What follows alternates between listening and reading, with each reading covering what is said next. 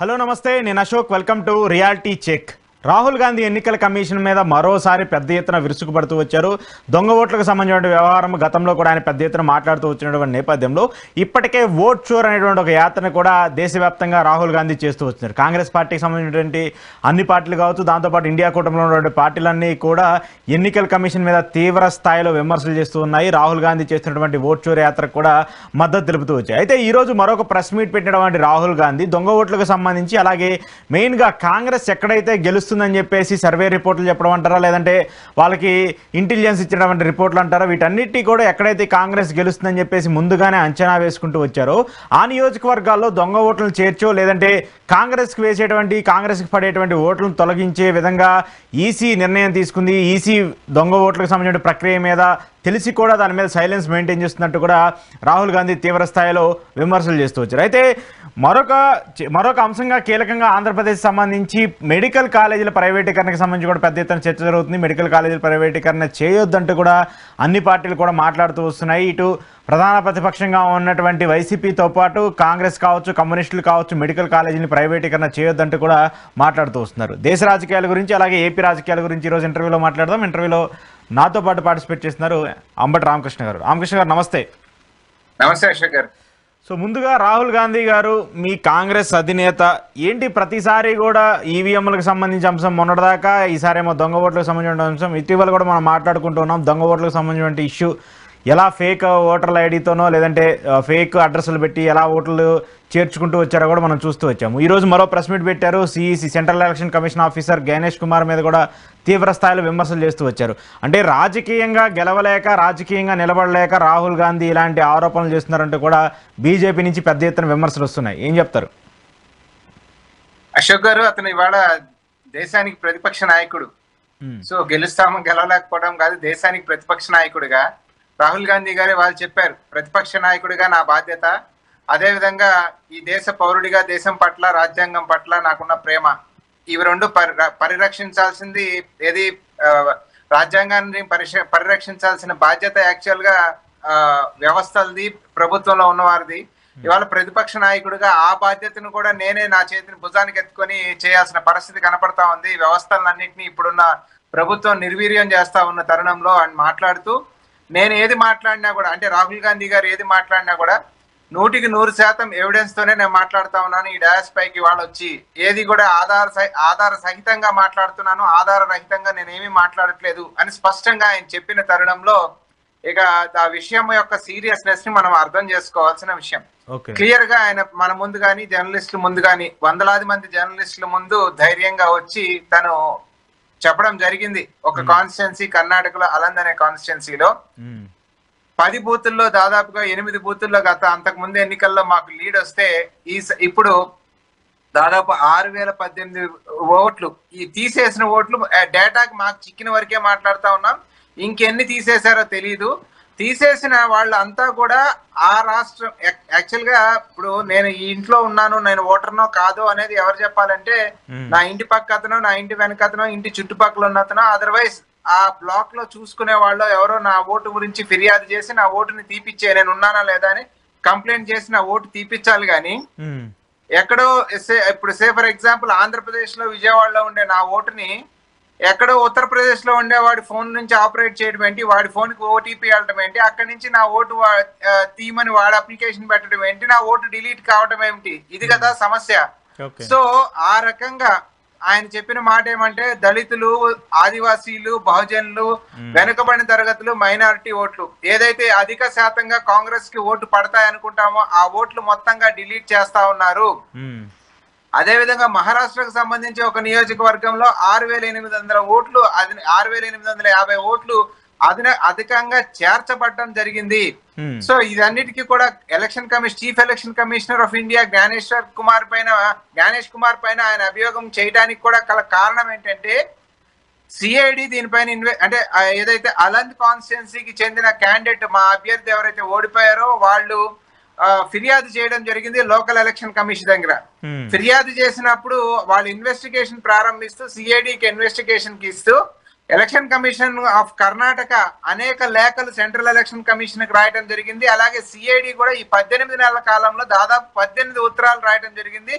దీనికి సంబంధించి మాకు ఏ ఫోన్ నుంచి అది మీకు అప్లికేషన్ అందింది, ఏ ఫోన్ కి ఓటీపీ వెళ్ళింది, ఏ ఫోన్ ద్వారా అది దాని యొక్క ఐపీ అడ్రస్ ఎక్కడుంది, మేము ఇన్వెస్టిగేషన్ ప్రాసెస్ కి ముందుకెళ్ళాలి, డేటాని ఇవ్వమన్నప్పుడు వాళ్ళు డేటాను మొత్తం హైడ్ చేస్తూ అటువంటి కార్యక్రమాలు చేసే వాళ్ళని ప్రొటెక్ట్ చేసే కార్యక్రమంగా election commission of India, election commissioner వ్యవహరిస్తున్నప్పుడు ఖచ్చితంగా ప్రశ్నించాల్సిన బాధ్యత ప్రతిపక్ష నాయకుడిగా తనకు ఉంటది. కాబట్టి విత్ వెరీ సీరియస్నెస్ ఆయన దీన్ని మన ముందుకు తీసుకురావడం జరిగింది. అంటే ఇక దేశంలో ఒక ఎన్నికనే మ్యానిపులేట్ చేస్తున్నప్పుడు ఇక ప్రజాస్వామ్యం ఏముంటది? ప్రజలు గెలవాలనుకున్న వ్యక్తులు గద్దె మీద కూర్చోకుండా ఈ రకంగా మ్యానిపులేట్ చేసి ఎవరినో వారికి కావాలనుకున్న కొంతమందిని గద్దె మీద కూర్చోబెట్టే కార్యక్రమాన్ని ఎలక్షన్ కమిషన్ ఆఫ్ ఇండియా చేస్తోందా అనే అనుమానం ప్రజల్లో ఉన్న తరుణంలో ఖచ్చితంగా ప్రశ్నించాల్సిన పరిస్థితి అయితే ఉత్పన్నమైంది కదా. సో అందుకని ఇవాళ ఆయన మళ్ళీ ఒకసారి గతంలో మహదేవపురాలో జరిగిన, కర్ణాటకలో మహదేవపురాలో బెంగళూరు సెంట్రల్ కాన్స్టిట్యున్సీకి చెందిన అసెంబ్లీలో జరిగిన దాన్ని మన ముందుకు తీసుకొచ్చారు.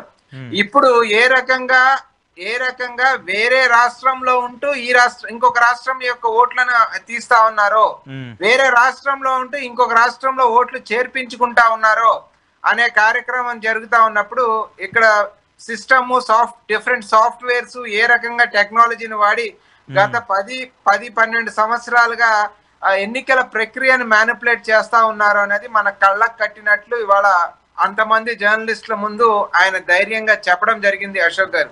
So with such a seriousness మాట్లాడినప్పుడు ఎలక్షన్ కమిషన్ వెంటనే ఒక గంటలో సమాధానం చెప్పింది.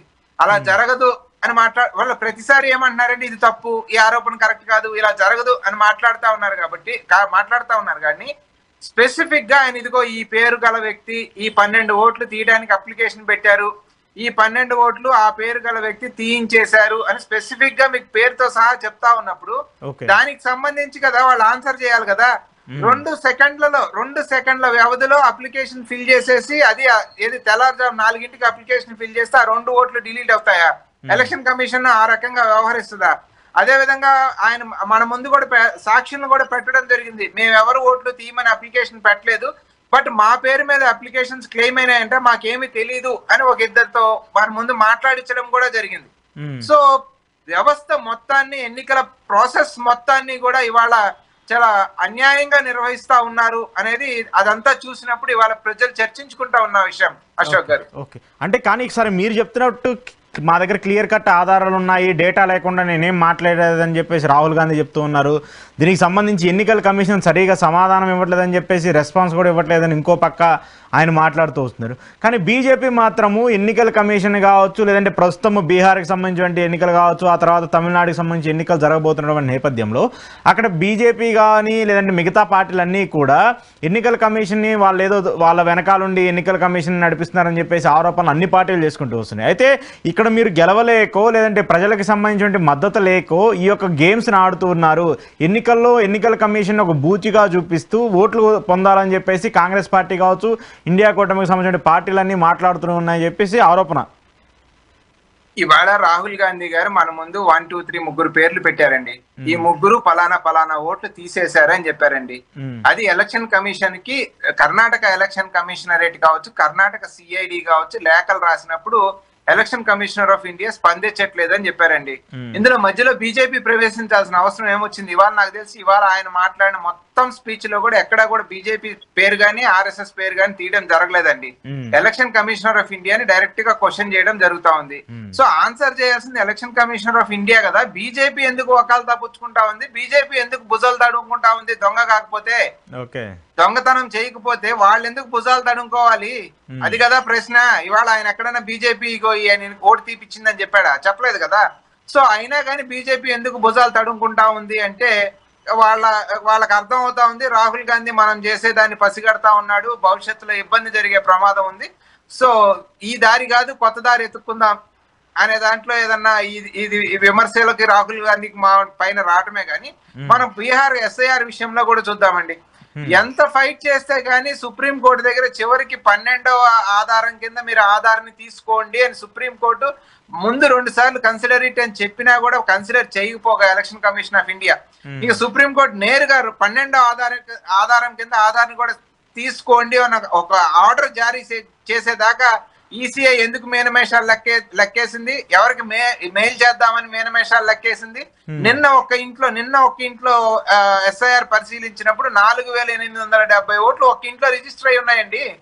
వీళ్ళు అంటే ఇంటెన్సివ్ రివిజన్ నిర్వహించిన తర్వాత కూడా ఇంత గందరగోళం అక్కడ రాష్ట్రంలో ఉన్న తర్వాత వీరు వాళ్ళని ఏది ఎలక్షన్ కమిషన్ ఆఫ్ ఇండియాని క్వశ్చన్ చేస్తా ఉంటే భారతీయ జనతా పార్టీ మద్దతుగా వచ్చి నిలబడటానికి ఒకళ్ళ పట్ల ఒకళ్ళకున్న అనురాగం, ఒకళ్ళ పట్ల ఒకళ్ళు చేసుకుంటున్న సహాయం, ఈ వాళ్ళిద్దరి మధ్య ఉన్న నెక్సెస్ స్పష్టంగా అర్థమవుతా ఉంది కదా Ashok garu. So full powers ఈసీఐకి ఇచ్చి ఎంజాయ్ చేయండి అని చెప్పి భారతీయ జనతా పార్టీ ప్రభుత్వం చెప్తా ఉంది. ఎట్టి పరిస్థితుల్లో మిమ్మల్ని గద్దెలో పైన ఉంచే బాధ్యత మాది అని చెప్పి ఎలక్షన్ కమిషన్ ఆఫ్ ఇండియా భుజానికి ఎత్తుకున్నట్టుగా ఇవాళ దేశ ప్రజలకు అర్థం అవుతా ఉంది కదా అశోక్ గారు. సో ఇక బీజేపీకి ఫేస్ సేవింగ్ ఏమి లేదు, అనవసరంగా మాట్లాడాల్సింది కూడా లేదు. క్లియర్ కట్ గా క్వశ్చన్స్ ఏదైతే విత్ డేటా విత్ ప్రూఫ్ అడుగుతున్నామో దానికి ఆన్సర్ చేయగలిగితే ప్రజలు అర్థం చేసుకుంటారు. కానీ అదర్వైజ్ జరుగుతున్న దొంగతనం అర్థమైపోయింది వాళ్ళ దేశానికి. ఓకే ఓకే ఓకే సరే, ఏపీ రాజకీయాలకు సంబంధించి చూసుకుంటే ఇక్కడ మెయిన్గా మెడికల్ కాలేజీల ప్రైవేటీకరణకు సంబంధించిన ఒక అంశం పెద్ద ఎత్తున చర్చగా మారుతుంది సార్. ఇప్పటికీ ఒక 4 ప్రైవేట్ కాలేజీలకు సంబంధించి ఆల్రెడీ కంప్లీట్ అయిపోయినటువంటి కాలేజీలు కావచ్చు, ఆన్గోయింగ్ కాలేజీలకు సంబంధించి టెండర్లు పిలుస్తూ కూడా ఈరోజు ప్రభుత్వం ఒక ప్రకటన కూడా రిలీజ్ చేస్తూ వచ్చింది. ఏంటి మెడికల్ కాలేజీల ప్రైవేటీకరణ చేయడాన్ని కాంగ్రెస్ పార్టీ కావచ్చు అన్ని పార్టీలు కూడా వాటిని సమర్థించట్లేదు, చంద్రబాబు నాయుడు గారు మళ్ళీ పునరాలోచించుకోవాలని చెప్పేసి చెప్తున్నారు. మరి ఏం చెప్తారు మీరు? సార్, ఇదే చంద్రబాబు నాయుడు గారు గతంలో నేదురుమల్లి జనార్దన్ రెడ్డి గారు ముఖ్యమంత్రిగా ఉన్న తరుణంలో ప్రైవేట్ వాళ్ళని వాళ్ళ డబ్బులతో వాళ్ళు ఇన్వెస్ట్ చేసి ప్రైవేట్ మెడికల్ కాలేజీలు, ప్రైవేట్ ఇంజనీరింగ్ కాలేజీలకు పర్మిషన్ ఇచ్చామండి. అంటే గవర్నమెంట్ కట్టించింది కాదండి, ప్రైవేట్ వాళ్ళకి వాళ్లే వచ్చి కాలేజీలు స్థాపించుకుంటారు, వాళ్లే ఇన్వెస్ట్ చేసుకుంటారు. వాళ్ళు కాలేజీలు స్థాపించేదానికి పర్మిషన్ ఇచ్చినప్పుడు తెలుగుదేశం పార్టీ రోడ్ల మీద పడి నానాయాగి చేసిందండి. ఆ రోజు అది మన గోడల పైన విద్యను ప్రైవేటీకరించడం అనేది సరస్వతి వ్యభిచారం అని రాశారండి గోడల పైన. అటువంటిది ఇవాళ ప్రభుత్వం నిర్మించిన మెడికల్ కాలేజీలని తీసుకెళ్లి ప్రైవేట్ వాళ్ళకి అప్పచెప్తూ ఇంకా ఆయన దాన్ని జస్టిఫై చేసుకుంటా ఉన్నారు అంటే ఇది పేద వాళ్ళని ఎస్సీ ఎస్టీ బీసీలకి విద్యను దూరం చేసే ఒక కుట్ర చంద్రబాబు నాయుడు చేస్తా ఉన్నాడని స్పష్టంగా అర్థమవుతా ఉంది. గతంలో వైసీపీ ప్రభుత్వంలో 50% గవర్నమెంట్, 50% గవర్నమెంటే డొనేషన్ పద్ధతిలో అమ్ముతుంది అని చెప్పినప్పుడు దాన్నే వ్యతిరేకించాం. నో 100% గవర్నమెంటే నిర్వహించాలి అని నారా లోకేష్ గారు కూడా గంటాపదంగా కుండ బద్దలు కొట్టి మాట్లాడారు.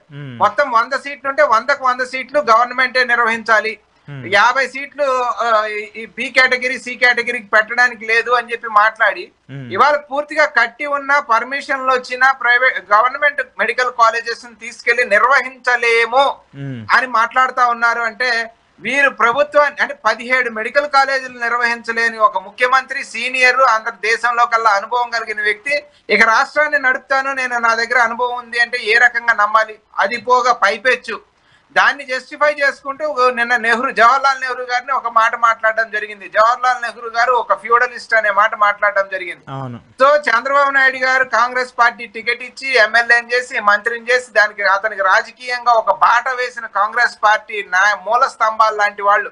స్వాతంత్రోద్యమంలో జైలుకి వెళ్ళిన జవహర్లాల్ నెహ్రూ తన ఆస్తుల్లో 98% ఆస్తిని ప్రభుత్వానికి ఏది భారతదేశ ప్రభుత్వానికి ఇచ్చేసిన జవహర్లాల్ నెహ్రూ ఈ దేశంలో ఉన్న ప్రాజెక్టులు, ఈ దేశంలో ఉన్న పరిశ్రమలు, ఈ దేశంలో ఉన్న విద్యా సంస్థలు, వ్యవసాయం అభివృద్ధి, science and technology, you name any field, ఆ మొత్తం ఆ రోజు 1947 స్వతంత్రం వచ్చేటానికి మన పరిస్థితి ఏమి, ఈ రోజు మన పరిస్థితి ఏమి అనేది ఒకసారి అంచనా వేసుకుంటే అట్లీస్ట్ ఈ రోజు దాకా వద్దు. జవహర్లాల్ నెహ్రూ గారు పదవి నుంచి ఆయన మరణించే వరకు పదవిలో ఉన్నారు. ఆయన మరణించే నాటికి ఈ దేశానికి ఆయన చేసిన సేవ ఏంటి అనేది ఒక్కసారి మనం తిరిగి చూసుకుంటే ఆ బాబు గారికి బహుశా నేను అనుకుంటాను మోడీ గారి ప్రాపకం కోసం తను చేస్తున్న అవినీతి చిట్టా అక్కడ అంది ఉంటది. మోడీ ప్రాపకం కోసం, ఆర్ఎస్ఎస్ ప్రాపకం కోసం ఇలాంటి మాటలు మాట్లాడుతా ఉన్నాడు అనుకుంటా. అదర్వైజ్ వేరేదన్నా భయం దాగి ఉందా మోడీ ప్రాపకం కోసం ఇటువంటి భాష మాట్లాడుతా ఉన్నాడు అనేది అర్థం కాలేదు. కానీ కొంచెం అంటే అతను చెప్తా ఉంటాడు ఎంఏ ఎకనామిక్స్ చదివాను అని.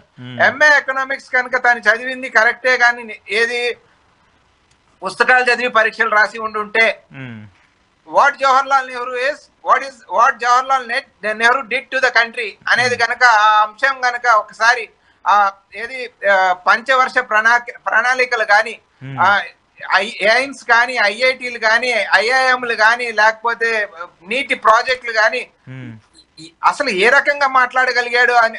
మోరోవర్ భూస్వాముల్ని జమీందారిని రద్దు చేసి పేదవాళ్ళకి భూములు పంచాలి అని ఆలోచన చేసింది జవహర్లాల్ నెహ్రూ. ఇవాళ నేను నిర్వహించలేను రాష్ట్రంలో ఉన్న ఆ భూములు కానీ రాష్ట్రంలో ఉన్న మెడికల్ కాలేజీలు కానీ మొత్తం అప్పడంగా కార్పొరేట్స్ కి కట్టబెడుతుంది చంద్రబాబు నాయుడు. సో ఏది ఆర్థిక వ్యవస్థనంతా కొంతమంది చేతుల్లో కేంద్రీకృతం చేసే విధంగా ప్రవర్తిస్తున్న చంద్రబాబు నాయుడు ఫ్యూడలిస్టా, లేదు ప్రజాస్వామ్య పద్ధతిలో సెక్యులరిస్టిక్ గా దేశం ఉండాలి, అందరికీ సమానంగా అన్ని రకాల హక్కులు అన్ని రకాల నిధులు అందాలి అని ఆలోచన చేసిన జవహర్లాల్ నెహ్రూ ఫ్యూడలిస్టా? ఏ రకంగా మనం అంటే చరిత్ర గడిచిపోయింది, దాన్ని ఎవరు వెరిఫై చేయరు, మాట్లాడరు. నరేంద్ర మోడీకి మెచ్చేటట్టుగా నరేంద్ర మోడీ నచ్చేటట్టుగా నేను చేసే దొంగ పనులు నా ప్రభుత్వంలో ఎమ్మెల్యేలు వాళ్ళే సమీక్షలోనే చెప్పినట్టున్నారు. 78 మంది ఎమ్మెల్యేలు ఏమో మించి మితిమీరిన కరప్షన్ చేస్తా ఉన్నారని వాళ్లే సమీక్షించుకున్నట్టున్నారు. సో ఇవంతా కూడా అక్కడ నుంచి రిపోర్ట్ వీళ్ళని క్వశ్చన్ చేయకుండా ఉండటమా, లేకపోతే వీళ్ళ దగ్గర నుంచి వాళ్ళ అధిక భాగం అడగకుండా ఉండడం కోసమా? ఎందుకంటే కూటమిలో ఉన్నారు కదా, percentage of share Bharatiya Janata party ఎక్కువ అడగకుండా ఉండడం కోసమా? మెప్పు కోసం ఇటువంటి భాష నెహ్రూ మీద చంద్రబాబు నాయుడు మాట్లాడితే ప్రజలు హర్షించరు. నీకు రాజకీయ భిక్ష పెట్టిన కాంగ్రెస్ పార్టీకి సంబంధించిన స్వతంత్ర సమరయోధులు త్యాగాలు చేసిన నాయకుల పట్ల చంద్రబాబు నాయుడు ఈ రకంగా మాట్లాడడం అనేది కొంత ఒక న్యూరాలజిస్ట్ ని కూడా ఆయన కలవాల్సిన అవసరం ఉందేమో అశోక్ గారు. చూద్దాం మరి. ఆయనైతే కాంగ్రెస్ మీద విమర్శలు అంటే ఎప్పుడు కూడా కాంగ్రెస్ పార్టీకి సంబంధించి పెద్దగా విమర్శలు చేయడైనా, కానీ కాంగ్రెస్ పార్టీకి సంబంధించి నెహ్రూ గారికి సంబంధించి కావచ్చు మాట్లాడుతూ ఉన్నారు. ఈ విషయాల మీద అయితే పెద్దగా మాట్లాడేది. మరి ఏంటి సార్ మీ సపోర్ట్ ఏమైనా ఉంటుందా? అన్ని పార్టీలు కూడా కొన్ని సమావేశాలు పెడుతూ ఉన్నాయి, ఆల్ పార్టీ మీటింగ్స్ కూడా ఆహ్వానిస్తూ ఉంది, చాలామంది వెళ్తూ ఉన్నారు. కాంగ్రెస్ పార్టీ కూడా ఈ ప్రైవేటీకరణ మీద కూటమి ప్రభుత్వం తీసుకున్నటువంటి నిర్ణయాల మీద ఏమైనా పోరాటం కానీ ప్రయత్నాలు చేస్తారా? ఎస్, డెఫినెట్ గా వ్యతిరేకిస్తా ఉన్నాం. మొన్న ఆల్ పార్టీ మీటింగ్ పెడితే ఆల్ పార్టీ మీటింగ్ లోకి అటెండ్ అవడం జరిగింది. 100% విద్యని ప్రైవేటీకరణ చేసేదా సార్? ఒక్కటి సార్, ఇక్కడ ఇప్పుడు ఆర్టికల్ 35 అమెండ్ చేసి ప్రైవేట్ విద్యాలయాల్లో కూడా బడుగు బలహీన వర్గాలకి, ఎస్సీ ఎస్టీలకి, బీసీలకి రిజర్వేషన్లు తీసుకురావాలని యూపీఏ ప్రభుత్వంలో ఏది మన ఆర్టికల్ 15 కి అమెండ్మెంట్ చేసి ఆ యూపీఏ ప్రభుత్వంలో 2013లో మేము చట్టం చేస్తే ఇవాళ వీళ్ళు అమ్ముకుంటా ఉంటామంటే మేము ఎట్లా వాళ్ళకి సహకరిస్తాం? మేము ఏ రకంగా అయినా కూడా అన్ని రకాలుగా ప్రజలకి మేలు జరగాలి అనేది మా ఆలోచన. ప్రైవేట్ విద్యా సంస్థ అయినా కూడా వీళ్ళు ప్రభుత్వ విద్యా సంస్థలు ప్రైవేట్ వాళ్ళకి అమ్మేస్తామంటే మాకున్న ఆలోచనకి మేము ఎందుకు ఒప్పుకుంటాం, ఎందుకు సహకరిస్తాం? ఓకే, చూద్దాం మరి. మీరేమో పోరాటం చేస్తున్నారు, మీతో పాటు అన్ని పార్టీలు పోరాటం చేస్తున్నాయి. ఈరోజేమో దానికి సంబంధించి జీవో రిలీజ్ చేశారు. ఎవరైనా టెండర్లో పాల్గొనాలనుకుంటే పాల్గొనొచ్చని. మరి దాని మీద ఏమన్నా వెనక్కి తగ్గుతారా, లేదంటే ప్రైవేటీకరణ చేస్తారా ఏంటి అనేది కూడా. Thank you sir, thank you very much. ఇది అంబటి రామకృష్ణ గారితో ఈరోజు స్పెషల్ రియాలిటీ చెక్. చూస్తూనే ఉండండి ఈహా టీవీ.